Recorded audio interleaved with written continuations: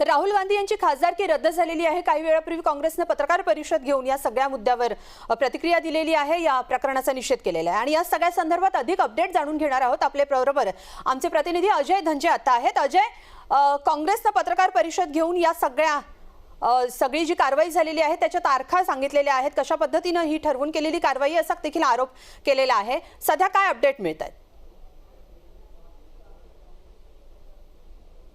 तर त्यामध्ये कुठेतरी गफलत दिसते, कारण का आपण जर पाहिलं, अभिषेक मनु सिंघवी एकीकडे म्हणतायत की कोर्टाचा जो निर्णय होता तो गुजराती भाषेत होता, त्याला ट्रान्सलेट करायला वेळ लागणार आहे।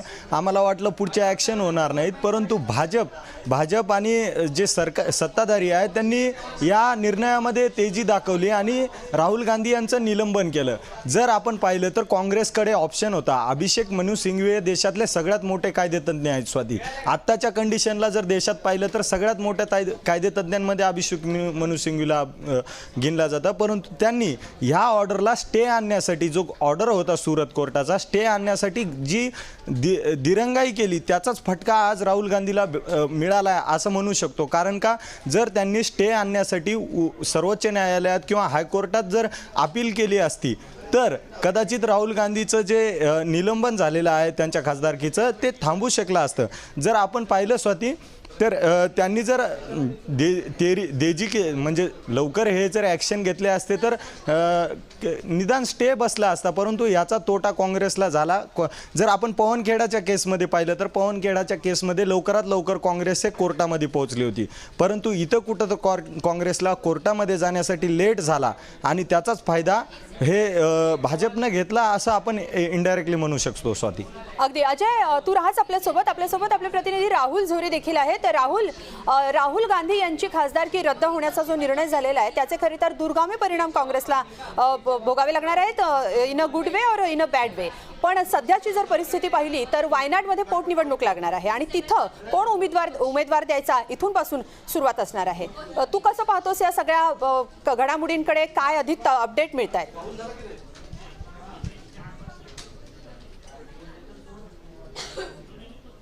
राहुल झोरे यांच्याशी आपण संपर्क करणार आहोत, पण आता आपल्यासोबत आमचे प्रतिनिधी अजय धंजे आहेत। स्वाती, आवाज येतो माझा? स्वाती, तुम्ही जो राहुलला क्वेश्चन विचारला त्याबद्दलच जर आपण पाहिलं तर आपण इथं कुठं तर असं होतं की राहुल गांधीला ही सिंपती गेन होती आहे वेगवेगळ्या पक्षांकडून, देशातल्या 18 प्रमुख पक्षांकडून, की राहुल गांधी यांच्या विरुद्ध कारवाई झालेली आहे, परंतु ही सिंपती कुठपर्यंत आहे? अजय, तुला जर आपण थांबवते, राहुल झोरे आपले प्रतिनिधी आपल्या सोबत आहेत। राहुल, माझा आवाज येतोय आपल्याला? राहुल, ज्या पद्धतीने राहुल गांधींची खासदारकी रद्द झालेली आहे त्याचे परिणाम येणाऱ्या काळात दिसून येतील, खास करून वायनाड पोटनिवडणुकीत आता कोण उमेदवार द्यायचा, 6 महिन्यात तिथे पोटनिवडणूक लागेल, कशा पद्धतीने सामोरं जायचं हा सगळा प्रश्न असणार आहे। काय अधिक तपशील?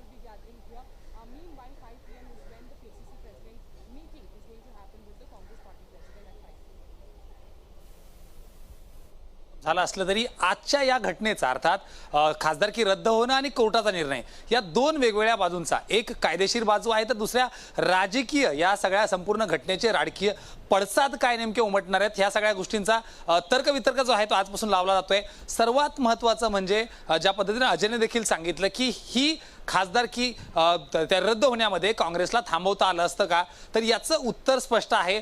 केवळ अभिषेक मनु सिंघवीच नाही तर अनेक वर्ष काँग्रेसमध्ये काम केलेले आणि आता सध्या जरी काँग्रेसमध्ये नसले तरी एक ज्येष्ठ कायदेतज्ञ किंवा एक विधिज्ञ मानले जाणारे कपिल सिब्बल यांच्यासारखी एक ताकदीची फळी अशी काँग्रेसकडे होती। ज्या महासत्तांतराचा निर्णय अद्याप आलेला नसला तरी शिवसेना, ठाकरे आणि उद्धव गटाबद्दल ज्याबद्दलच्या गोष्टी सुरू होत्या त्याबद्दल देखील कपिल सिब्बल हे युक्तिवाद करतायत।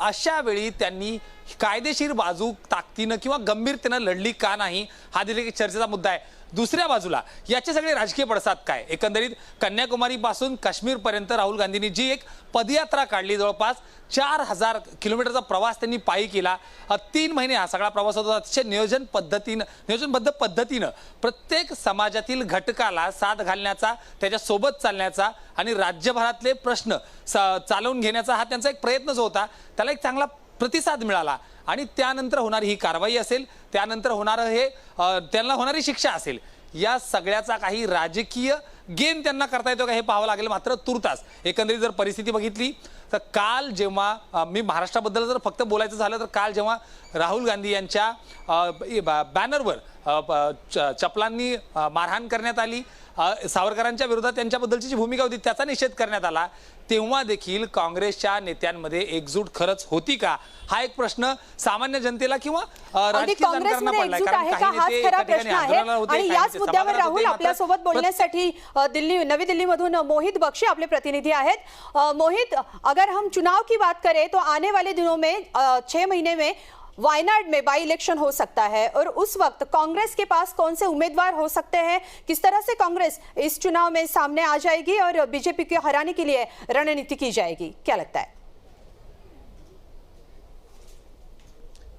देखिए, ये अभी कांग्रेस इस पर विचार करेगी और सबसे बड़ी बात यह है कि जो ये कहा जा रहा है कि वायनाड में चुनाव घोषित होंगे, उसके बाद ही इस पर कांग्रेस विचार करेगी, क्योंकि कांग्रेस को अभी अपने सबसे शीर्ष नेता की जो सदस्यता है उसको लेकर बड़े सवाल खड़े हो गए हैं, क्योंकि खुद एक धड़े का मानना था कांग्रेस में कि इस तरीके की कार्रवाई हो सकती है, इसलिए तुरंत हाईकोर्ट जाना चाहिए, लेकिन हाईकोर्ट नहीं जाया गया और उसके बाद ये जिस तरीके की कार्रवाई हुई है उसको लेकर अब जो है वो मंत्रणा हो रही है, लगातार मीटिंग के दौर चल रहे हैं और इस पर विचार हो रहा है कि आखिर आगे क्या किया जाए, क्योंकि सदस्यता रद्द हो चुकी है और अगर इसी तरह से चले तो फिर वो अगला चुनाव भी जो 2024 का है वो नहीं लड़ पाएंगे राहुल गांधी.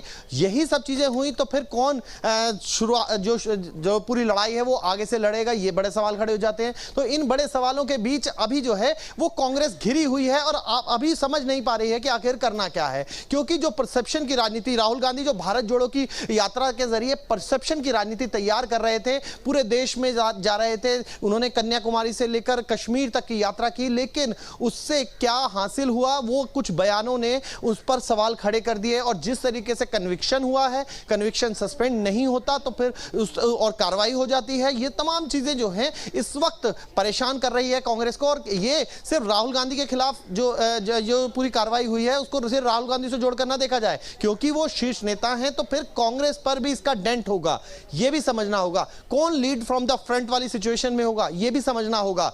ये बहुत से सवाल जो है इस वक्त कांग्रेस को परेशान कर रहे हैं. जी, इन सवालों में एक बड़ा सवाल ये भी बनता है मोहित जी कि जिस तरह से राहुल गांधी ने भारत जोड़ो यात्रा निकाली थी, उसके बाद विपक्ष एक साथ हुए थे और पीएम पद के उम्मीदवार की ओर से राहुल गांधी को देखा जा सकता था, लेकिन अब जो हालात है उनमें राहुल गांधी इस पूरी रेस से ही बाहर निकल गए हैं. तो अब विपक्ष को एक साथ जुटे रहने के लिए क्या कुछ करना होगा, कांग्रेस खास करके क्या कुछ कर रही होगी? देखिए, कांग्रेस का और विपक्षी दलों का जो एक मेल मिलाप होता है वो हमेशा जब चुनाव आते हैं तो फिर कहीं ना कहीं राजनीति उनकी भटकती हुई नजर आती है. ऐसे में सब लोग एक साथ आए, इसके लिए अब भी कांग्रेस जो है वो भाजपा जो पूरी तरीके से बाकी दलों से बात करेगी, क्योंकि 14 दल आज ही सुबह सुप्रीम कोर्ट गए हैं और ईडी की तरफ से जो कार्रवाई हो रही है उसको लेकर गाइडलाइन बनाने के लिए वो सुप्रीम कोर्ट से मांग कर रहे हैं. ये 14 दल जो है कितने समय तक इंटैक्ट रह पाते हैं, कितने समय तक एक साथ मजबूत खड़े रहते हैं, क्योंकि आपको ध्यान होगा कि आज सबसे पहले आम आदमी पार्टी ने सबसे पहले समर्थन किया, राहुल गांधी के ऊपर कार्रवाई हुई तो राहुल गांधी का समर्थन किया और कहा कि राजनीतिक लड़ाई में इस तरीके की कार्रवाई नहीं होनी चाहिए थी, समय दिया जाना चाहिए था. ये तमाम बातें हुई, जबकि मनीष सिसोदिया की कार्रवाई के समय इसको सही ठहराया था कांग्रेस ने. तो अभी कांग्रेस की क्या नीति होती है इसी पर सब कुछ निर्भर करेगा. उसके बाद विपक्षी दल जो है वो एक साथ आने की उस पर 2024 में एक साथ आने की बात पर विचार करेंगे, लेकिन अभी जो है वो सारे सवाल जो हैं कांग्रेस को अपने अंदरूनी तौर पर ही पूछ रहे हैं और उन्हीं का जवाब कांग्रेस को ही देना है. जी मोहित, आप हमारे साथ बने रहिए. हमारे साथ राहुल जोरी भी मुंबई से जुड़े हैं. राहुल, जसं मी मोहितना विचारलं होतं की पंतप्रधान पदासाठी राहुल गांधी यांना प्रोजेक्ट केलं होतं, मात्र आता त्या सगळ्यावर पाणी फिरलेलं आहे, कारण राहुल गांधी निवडणुकीत उतरू शकणार नाहीयेत, जर उमेदवारच होऊ शकत नाहीयेत. आता कसं असेल काँग्रेसची रणनीती, काय वाटतं काँग्रेस नेत्यांशी? आता तू फील्डवर आहेस, काय नेमकी चर्चा सुरू आहे, कशी रणनीती आखली जाईल?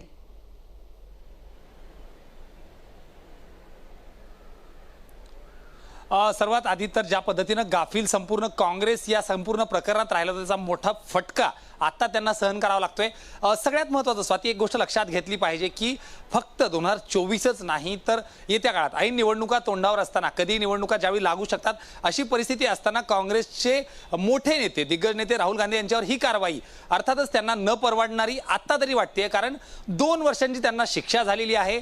जर या शिक्षेवर त्यांना स्टे ऑर्डर मिळाली नाही किंवा शिक्षा रद्द झाली नाही तर आत्ताची ही 2 वर्ष आणि त्यानंतरची 6 वर्ष असं एकंदरीत 8 वर्ष त्यांना निवडणूक लढवता येणार नाहीये. म्हणजे हा फक्त 2 वर्षाचा नाही तर एकंदरीत 8 वर्षाचा एक मोठा सेटबॅक जो आहे तो काँग्रेसला, संपूर्ण काँग्रेसला सहन करावा लागेल.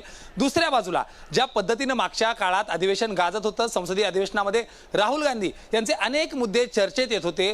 राहुल गांधी सारखा एक खासदार, एक काँग्रेसचा मोठा नेता सभागृहात नसणं, संसदेत नसतं, हा देखील एक मोठा इम्पॅक्ट जो आहे तर संपूर्ण विरोधी पक्षावर पडू शकतो. फक्त काँग्रेसच नाही तर इतर देखील पक्षावर त्याचा एक मोठा फरक मोठा पडू शकतो. कारण एकंदरीत ज्यावेळी संपूर्ण संघटनांना किंवा संपूर्ण पक्षांना एकत्र यायचं असतं त्यावेळी आतापर्यंत काँग्रेसनी पुढाकार अगदी घेतला. त्यामुळे राहुल गांधींच्या माध्यमातून विरोधी पक्ष एकत्र येत होते आणि आता ते कुठेतरी ती जी सगळी रणनीती आहे ती कुठेतरी एका बाजूला पडणार आहे. राहुल रहा आपल्यासोबत अजय धंजे देखील. अजय, कशा पद्धतीने आता काँग्रेस राज्यभरात आंदोलन सुरू झालेलं आहे, काय अधिक तपशील मिळतात थोडक्यात? जर आपण पाहिलं तर राहुल गांधीची यात्रा जी निघाली स्वाती, ते काश्मीर ते कन्याकुमारीपर्यंत निघाली होती आणि त्यांच्यासोबत एक मोठा वर्ग जुडला गेलेला होता. जर आपण पाहिलं तर मोठ्या प्रमाणात लोक होते. आता तेच लोक जे त्यांना जी कदाचित पक्षाची असू शकतात, जी त्यांची फॅन फॉलोईंग असू शकते, ती आता वेळोवेळी रोडवर उतरत आहेत आणि प्रोटेस्ट करत आहेत. पण जर आपण पाहिलं स्वाती, जे मिसकॅल्क्युलेशन झाले ते काँग्रेससाठी खूप मोठं नुकसान ठरणार आहे. सुरत हायकोर्टानं जो निकाल दिला 23 मार्च 2023 रोजी दिला आणि हा निर्णय आता जी शिक्षा दिलेली आहे त्यामध्ये राहुल गांधींना गिल्टी म्हणजे दोषी प्राप्त करण्यात आलेला आहे. दोषी आहेत राहुल गांधी आणि 2 वर्ष त्यांना शिक्षा म्हणजे 23 मार्च 2025 पर्यंत त्यांच्यावर राहुल गांधी यांच्यासाठी निवडणुकीमध्ये उतरता येणार नाही आणि त्यामुळं खूप कठीण काळ असू शकतो असं सध्या तरी दिसतंय. त्या काँग्रेस कशी या पद्धतीला हाताळतीये, कशा पद्धतीने सामोरी जाते हे पाहणं महत्त्वाचं असेल. तुम्हा तिघांचेही खूप खूप धन्यवाद. आपल्यासोबत राहुल झुरी, मोहित बक्षी आणि अजय धंजे आमचे प्रतिनिधी होते. तुम्हा सगळ्यांचे खूप खूप धन्यवाद. या बुलेटिनमध्ये इथंच